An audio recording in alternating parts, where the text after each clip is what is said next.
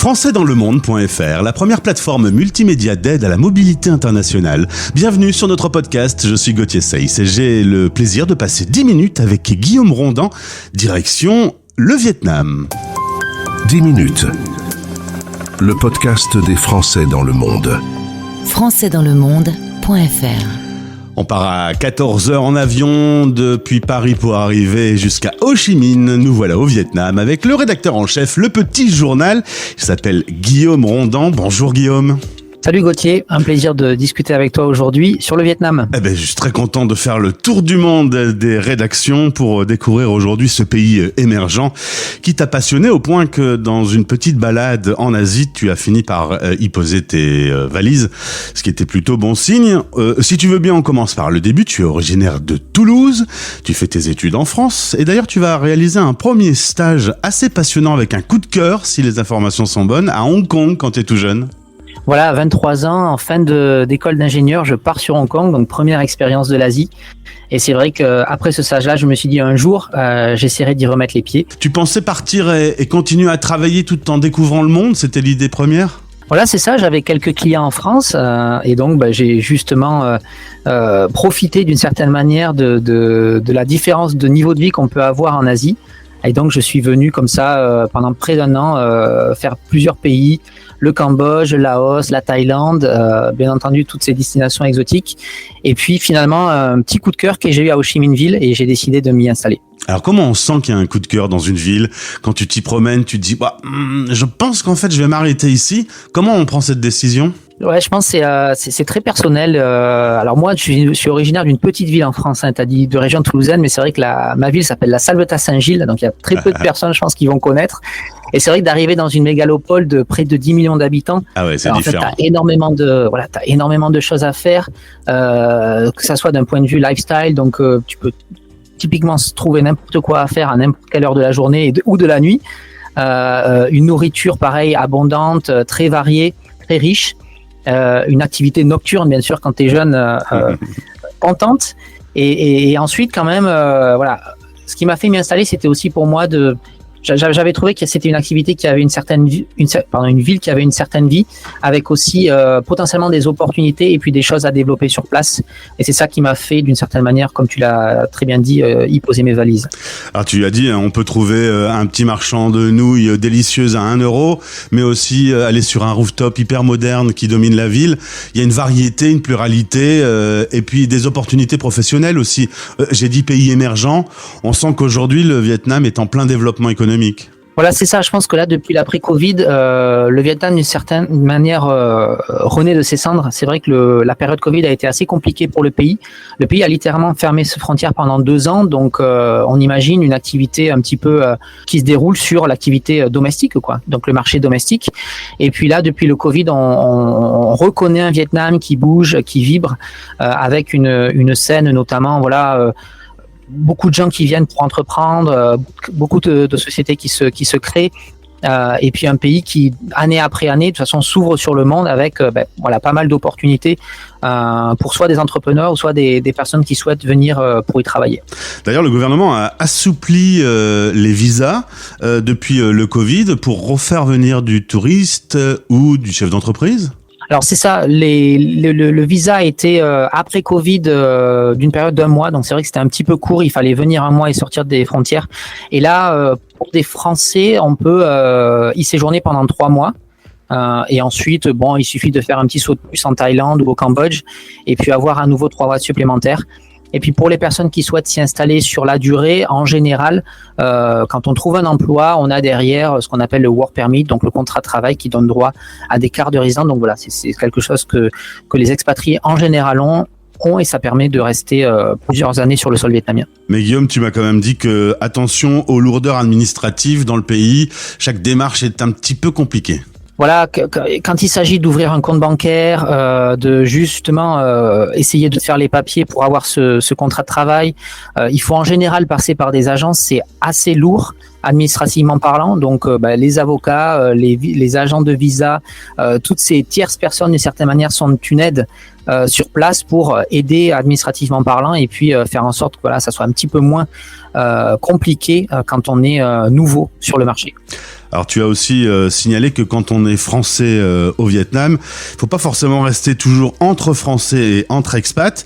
Faut s'ouvrir un peu. Toi, par exemple, t'allais pas mal dans des réseaux, dans des soirées de coworking avec des entrepreneurs, des freelances, se mélanger avec la population locale.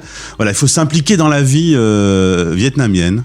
Oui, tu le dis bien. En fait, au Vietnam, on a d'une certaine manière la population locale qui va tout de suite avoir un deuxième boulot. Il y en a plein qui ont 2 boulots ou alors qui, en parallèle de leur activité, vont le soir travailler dans des cafés, faire, je sais pas, du freelancing, donc proposer des services pour des clients. Et c'est vrai que t'as tout ce réseau local vietnamien, mais pas que, aussi des touristes de passage ou alors des expats qui ont des activités sur Internet, et donc tous ces gens-là, on peut les rencontrer au travers d'événements, networking. Je pense beaucoup à des espaces de coworking qui organisent le soir après les séances de boulot des meet-up, donc des rencontres.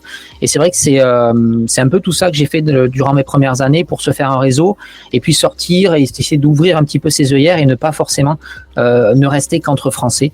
Tu le rappelles bien, Gauthier. Et alors, on a quand même une histoire qui est parfois un peu compliquée avec le Vietnam. Pour autant, lorsque tu rencontres un Vietnamien, il aime plutôt bien les Français. Notre image est plutôt bonne aujourd'hui, hein. Tu te prends pas le café brûlant en pleine tête. Exactement. Déjà ici le café de base il est froid, tu sais, c'est le café soda, donc le café par défaut, si tu demandes pas, ils vont te mettre des glaçons dedans. Ah d'accord.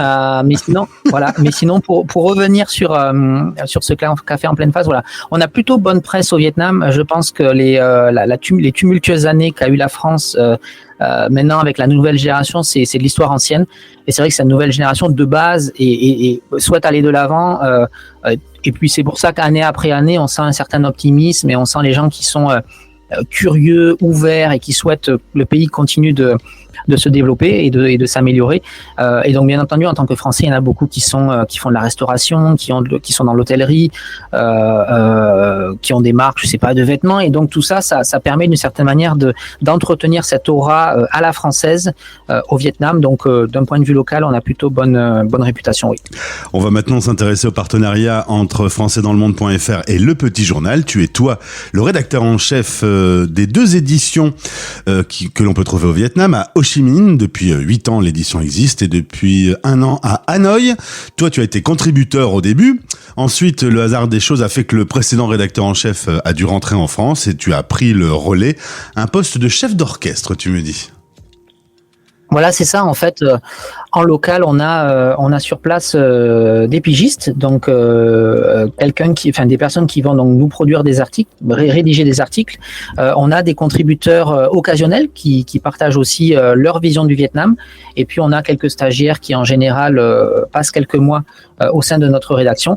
Et puis moi, d'une certaine manière, voilà, je fais le chef d'orchestre. Je jongle entre les partenaires, les sponsors, les clients, et puis aussi toute cette petite équipe.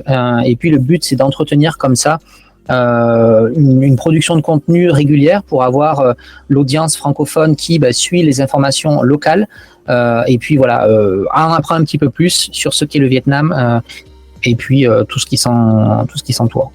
Alors pour préparer cette interview, tu as eu l'occasion d'aller faire un petit tour sur le site et tu as découvert qu'un certain nombre de Français avaient déjà été interviewés, des Français basés au Vietnam. Je pense à Rémé, à Leïla ou plus récemment François, qui créent des ponts entre la France et le Vietnam.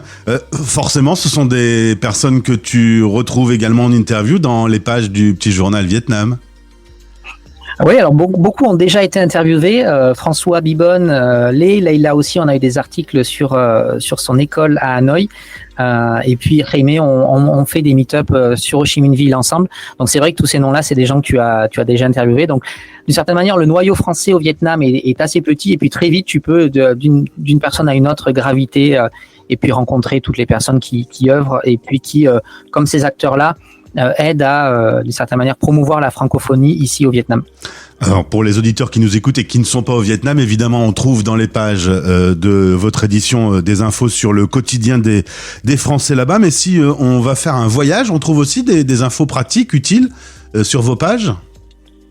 Oui, alors on a un petit peu tous les sujets, hein. On va parler aux expatriés qui sont aujourd'hui présents, mais on a aussi une grosse partie de notre lectorat qui est à l'étranger. donc un certain noyau qui est actuellement en France. Donc c'est soit des gens qui ont le désir de voyager, de s'expatrier, mais pas que. Ça peut être aussi la diaspora vietnamienne qui est présente à l'étranger et qui suit comme ça régulièrement nos papiers et nos contenus. Eh bien, pour en savoir plus, le lien de cette édition est disponible dans le podcast. Et puis, Guillaume, on se retrouvera, parce que tu tiens à nous parler du développement économique et du dynamisme qui existe aujourd'hui dans ce pays émergent. Donc, ce sera l'objet d'un autre podcast. Merci pour ce témoignage. Quel est le programme type d'une journée pour toi ? Alors, le matin, le café froid, donc justement avec des glaçons. Pour moi, c'est sans sucre. Et puis... serré, voilà. Au Vietnam, c'est café denda. Et puis ensuite, en général, on se met dans un espace de coworking et puis la journée se déroule comme il se faut. Et on finit tôt sa journée. On finit vers quelle heure de travailler pour passer ensuite à la vie privée ? Alors moi, c'est à peu près autour de 5 heures. Voilà, on a des horaires où on essaie de commencer tôt, comme il fait assez chaud, et puis ensuite, voilà, à 5 heures, on ferme l'ordinateur. Et puis on va s'amuser. Place à la vie privée. Merci beaucoup pour ce témoignage. Ça me fait plaisir de faire le tour des rédactions. On découvre à chaque fois des styles de vie et des parcours passionnants. Au plaisir de se retrouver du coup. Merci Gauthier, ça a été un plaisir. À bientôt. Français dans le monde.